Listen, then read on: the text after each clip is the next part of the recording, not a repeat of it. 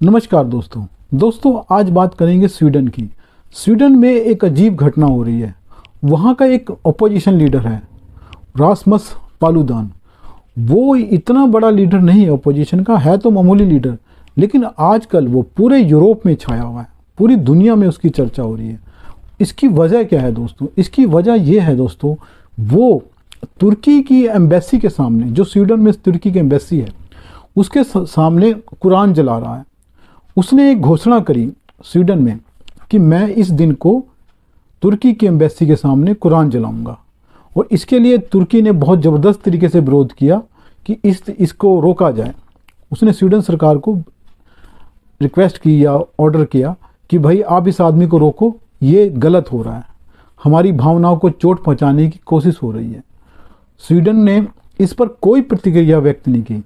उसने इसके विपरीत जाकर जो रासमस पालुदान है अपोजिशन लीडर, उसको फुल पुलिस सिक्योरिटी दी, और वो आदमी पुलिस सिक्योरिटी में तुर्की की एम्बेसी के सामने जाकर कुरान जला कर आया, और पब्लिक भी वहाँ पर आई और उसने खुलेआम कुरान जलाई।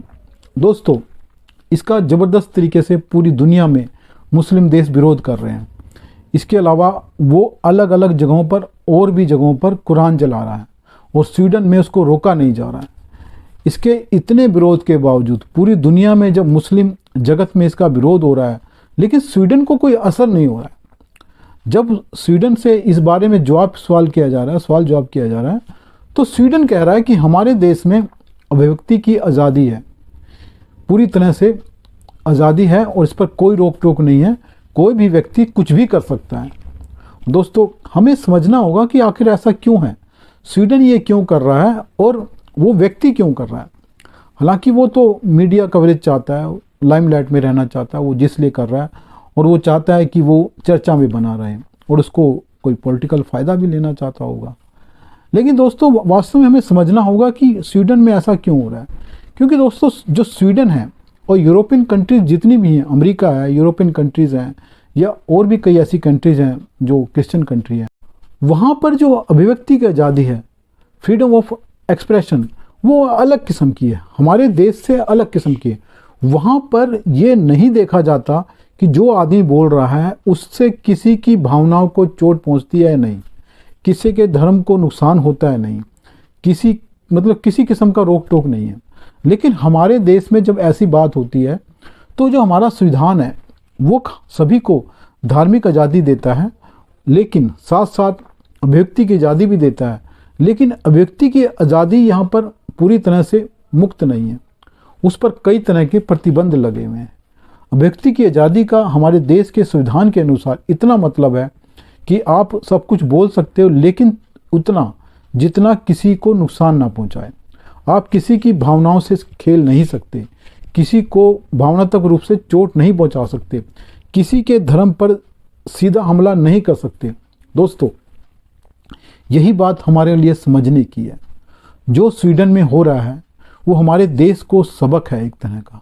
हमारे देश के जो लिबरल हैं, जो सेकुलर हैं, और जो अपोजिशन के लीडर हैं, जिस तरह से रामचरितमानस के नाम पर या शिव के नाम पर, शिवलिंग के नाम पर जो मजाक उड़ाते हैं इस देश के हिंदू धर्म का, उनको समझना होगा कि जो अभिव्यक्ति की आज़ादी है वो भारत की अलग है और यूरोप की अलग है। यहाँ पर यूरोप की बात इसलिए हो रही है कि क्योंकि जो यहाँ के लिबरल्स हैं, सेकुलर्स हैं, वामपंथी जो हैं, जो ये कम्युनिस्ट हैं, ये हमेशा फ़ौरन से विदेशों के जो इनके चाहने वाले हैं, चाहे वो यूरोप में हो चाहे अमेरिका में कहीं हैं, उनका रेफरेंस देकर कहते हैं कि वहाँ इस तरह की आज़ादी है, इस तरह का जो फ्रीडम मिली हुई है, तो भारत में हमें क्यों रोका जाता है। यहाँ पे लोकतंत्र को दबाया जा रहा है, यहाँ आज़ादी का जो अभिव्यक्ति की आज़ादी है उसका गला घोंटा जा रहा है। दोस्तों, जो स्वीडन में आज़ादी है अभिव्यक्ति की, उसका जिस तरह से इस्तेमाल कर रहा है ये रासमस पालुदान जो लीडर है, उससे पता लग रहा है कि वो देश अलग किस्म के हैं, हम अलग किस्म के देश हैं। हम किसी की भावनाओं को चोट नहीं पहुंचाते। हमारे देश में हर धर्म का सम्मान किया जाता है। हम किसी की आस्था पर चोट नहीं करते, वो किसी की आस्था पर भी चोट कर सकते हैं।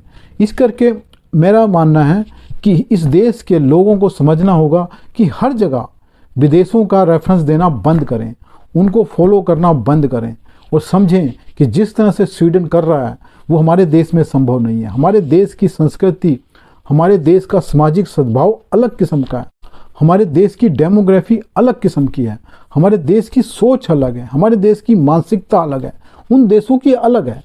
उन देशों के साथ हम किसी तरह से अपने आप को कंपेयर ना करें। वो अलग देश हैं, उनकी मानसिकता अलग है, हमारी अलग है। तो दोस्तों, अगर ये वीडियो पसंद आए तो इसको लाइक करें, चैनल को सब्सक्राइब करें।